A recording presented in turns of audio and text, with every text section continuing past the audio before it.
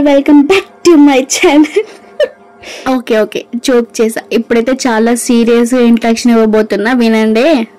Hello all welcome back to my channel Priya Vinay. చాలా రోజుల తర్వాత వీడియో అయితే రికార్డ్ చేస్తున్నా. సో ఈ రోజు వీడియో ఏంటి అంటే what I cook in a day అనేది అయితే మీకు చూపించాలనుకుంటున్నా. ముందుగా మన ఛానల్ని ఎవరైతే ఫస్ట్ టైం చూస్తున్నారో hello welcome to our channel Priya Vinay. తప్పకుండా సబ్స్క్రైబ్ చేసుకోవడం మాత్రం మర్చిపోవద్దే. సో మరి ఇంకేం మాత్రం లేట్ చేయకుండా వీడియోని అయితే స్టార్ట్ చేసిద్దాం. So let's get started into the video. ఉదయం 8 గంటలు. సో మార్నింగ్ బ్రేక్ఫాస్ట్ కి అయితే మా మమ్మీకి నాకు పొంగడాలు అయితే ప్రిపేర్ చేస్తున్నా. ముందు రోజు ఇడ్లీ పిండి కొంచెం మిగిలిపోయింది. ఆ ఇడ్లీ పిండి సరిపోదని అందులో కొంచెం పెరుగు ఇంకా ఉప్మా రవ్వ యాడ్ చేశాను. ఇంకా నేను ఎప్పుడైనా పొంగడాలు చేస్తే పక్కా అందులో క్యారెట్ ఇంకా ఆనియన్స్ అలా వేస్ట్ చేసుకుంటాను. నాకు అలా చేస్తేనే ఇష్టం.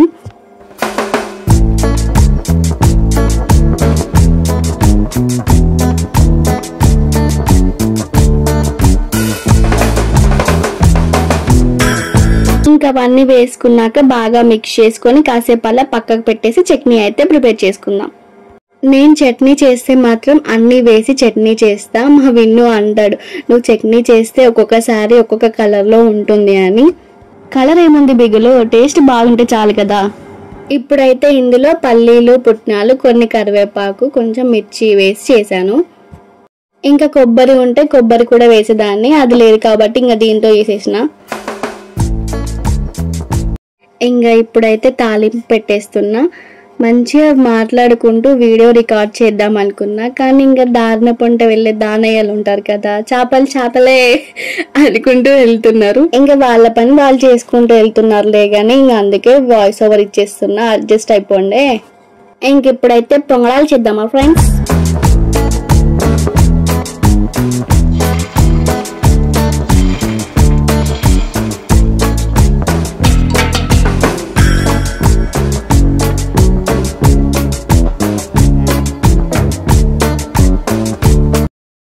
A few moments later. ఆ మూడిట్లో కూడా వేసేస్తే అయిపో కదా, ఎందుకు వేయలేదు అనుకుంటున్నారా? నాకు తెలుసు మీరు అనుకుంటారని, కానీ ఏం చేస్తాం, పిండి అయిపోయింది గైస్. ఆల్రెడీ ఒక ట్రిప్ మా మమ్మీ కోసం పెట్టినా, ఇప్పుడు నా కోసం పెట్టుకున్నా అన్నమాట. సో మన బ్రేక్ఫాస్ట్ రెడీ అన్నమాట, తినేద్దాం. ఉదయం 8:45. దానికన్నా ఒక గంట ఎక్స్ట్రా వేసుకోండి, నా టైంకి ఏం తినలే కానీ.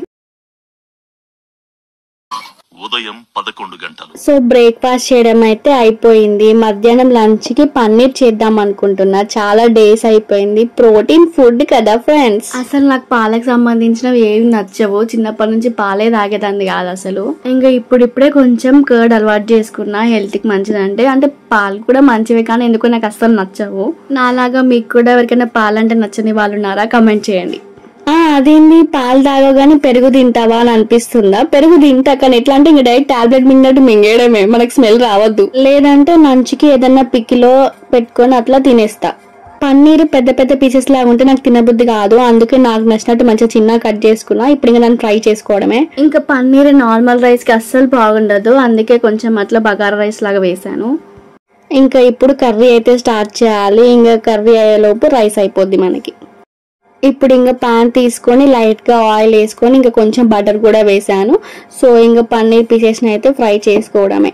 నాకు పన్నీర్ అన్న అంతగా ఏం నచ్చదు, కానీ ప్రోటీన్ ఫుడ్ కదా అని అట్లా ఎప్పుడో ఒకసారి మంత్లీ వన్స్ అన్నా లేకపోతే 15 days ఒకసారి అయినా చేసుకుంటాము.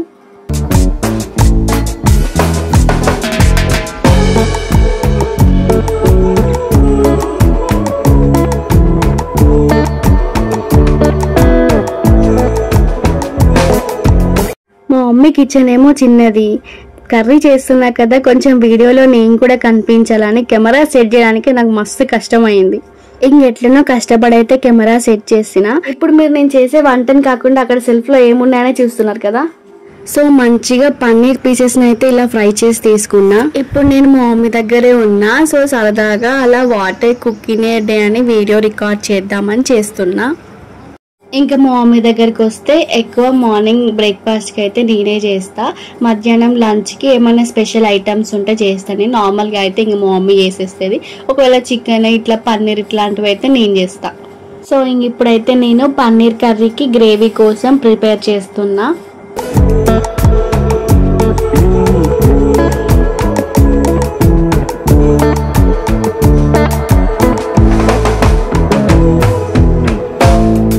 మరి మీరు కూడా పన్నీర్ కర్రీ ఇలానే ప్రిపేర్ చేస్తారా అనేది కమెంట్ చేయండి.